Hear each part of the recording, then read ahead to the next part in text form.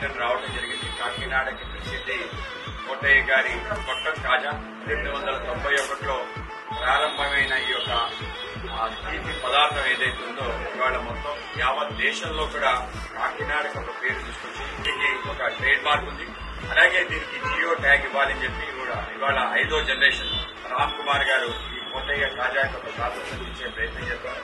రాబో కాలంలో ఈ కాజాకి మరింత ప్రాసెస్ వచ్చే విధంగా మన ఆంధ్రప్రదేశ్ కే ఒక ప్రత్యేకత ఈ విషయంలో అడుగడుగున ఒక కొత్తదనం. ఆ విధంగా ఇక్కడి నుంచి ఒక 2 అడుగులు వేస్తే మనకి పెరుమాళపురం ఒక గారెలు, అలాగే కొంత ముందుకు అడుగు వేస్తే మన మాడుగులకు సంబంధించిన హల్వా, ఆ ముందేస్తే మందస కోవా, ఆ విధంగా బందర్ వెళ్తే బందర్ లడ్డు, ఈ విధంగా మన ప్రాంతానికి సంబంధించిన విశేషమైన ఈ యొక్క ఇరు మండలాల్ని తప్పనిసరిగా మనం ప్రాసెస్ తీసుకోవాలి. కేవలం ఇక్కడే కాకుండా దేశవ్యాప్తంగా అమ్ముడే విధంగా, ప్రపంచవ్యాప్తంగా అమ్ముడే విధంగా ఆలోచన చేసి